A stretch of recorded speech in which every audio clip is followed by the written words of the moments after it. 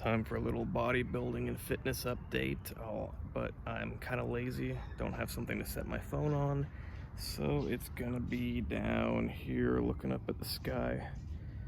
Okay, so number one, I switched from doing medium length workouts with a moderate amount of sets to doing shorter workouts with less sets.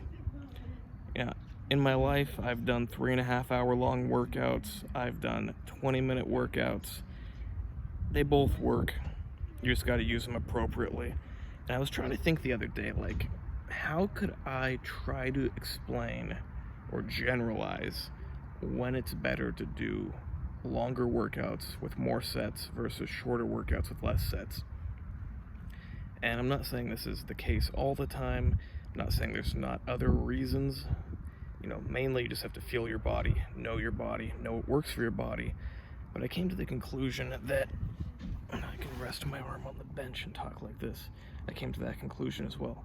But I came to the conclusion that if you are detrained, you have to, of course, start off carefully, which means they're not going to be the longest workouts, maybe. They're not going to be the most intense. You're just getting your body back into the groove. But once you're kind of back into the groove of things, you're warmed up, you're back in the gym. Then, in my experience, I got to do a lot of sets.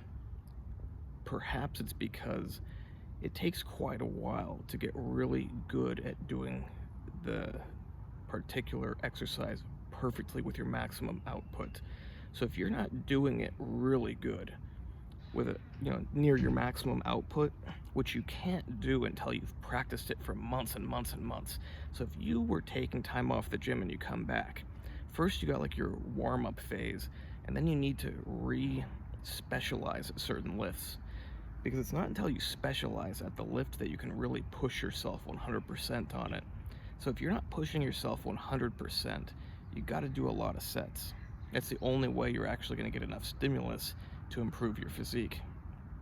Now, once you've been doing a lot of reps for months and your body's really used to doing that exercise, that's when you can, start to really max things out. I'm not talking about a 1-rep max.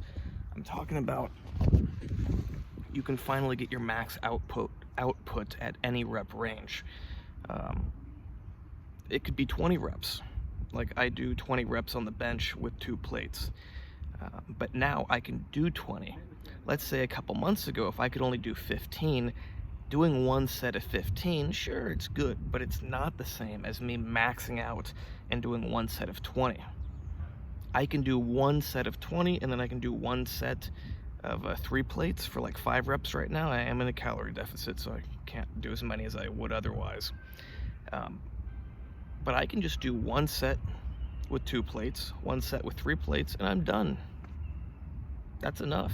My chest is going to be sore, it's going to be stimulated, the muscle's going to grow. I don't need to do 5 sets and then a bunch of sets with some other exercise and a bunch of sets with some other exercise. But before I am very good at doing that movement, I got to do a lot more sets to get that same stimulus. I hope that makes sense. Because until you can do that movement perfectly and truly hit your max, you got to do extra because you're not hitting your max. Once you hit your max, even just one set of really hitting your max might be enough. Now, I like to do at least 2 sets. I don't feel like one set is enough, even if you really go hard. I generally feel like I got to do 2 sets. Okay, so that's change number 1 I've made recently, and I like how it's going. I'm doing shorter workouts, getting less wear and tear, but I'm getting the same stimulation. My muscles are just as sore. It's what I have to do, actually, because I have too much wear and tear building up. My wrists are not doing great, my knees are not doing great, back is always not doing great. So I had to switch to shorter workouts that are going to put less wear and tear on my joints. So change number 2, let's do a little intro to why I'm doing this change number 2. So it was only recently that I started to look as lean as I looked 4 months ago when I was natural. The reason is because when I'm not natural, due to the things I take, I tend to hold on to a lot of water.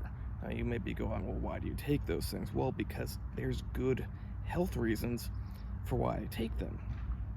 The side effect is I don't look as good, but I value health over aesthetics.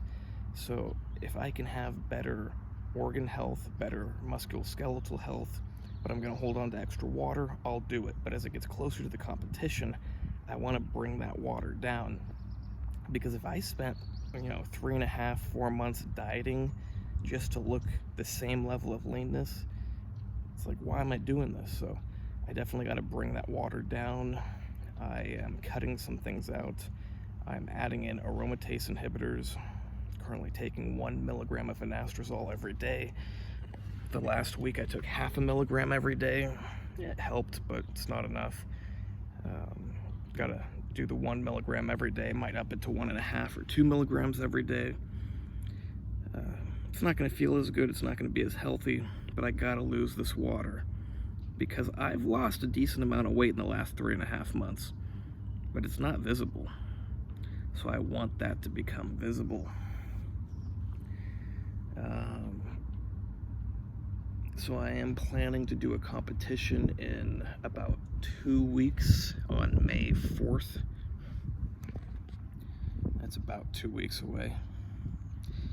Hoping I'll be able to do it because, I should be able to. But online it seems like there's these weird rules about like you need permission from your local Russian Federation group in your city to compete in a different city, and I'm not part of a Russian bodybuilding federation because I live in Belarus, so I can't get permission from my local federation in Russia because I have a federation in Belarus. So I'm going to message some people, find some numbers, message them, and explain that I live in Belarus, but I want to do the competitions. How do I do this? I'm pretty sure it's possible, but I gotta sort this out soon because the competition's coming up. Then the next competition a week later is in Belarus, so that will be pretty simple. Strength is good. Doing 20 reps of 2 plates on the bench. Only doing 5 reps of 3 plates, so it's not great, but it's not bad. Deadlift, not great, but doing 3 plates for like 6 reps. I know that's not good, but considering that like a year and a half ago, it's coming up on 2 years ago almost, I really messed up my back, and it sounds like a long time ago, but about a decade ago, I really messed up my back really bad. So when I messed it up pretty bad again 2 years ago, it's not like I just messed it up for the first time. So I'm really happy that I'm back to being able to deadlift 3 plates. I wish I could do more, but number one is health, whether it's organ health or musculoskeletal. So I'm happy that my back can handle 3 plates. It doesn't feel good when I do it. For days, it has a certain kind of pain. It's a deep ache that causes nausea. It's not fun, but I'm glad I'm back to being able to deadlift because I couldn't deadlift at all a year ago. I can squat pretty good. Squatted 4 plates for like 5, squatted a little less than 4 plates for like 5 reps recently, but I gotta minimize my squats because they hurt a different part of my back because I have messed up my entire back multiple times. So I gotta be real careful not to make it worse. Yeah, things are going well. Like I said, always focusing on health, number 1, and looking good, number 2.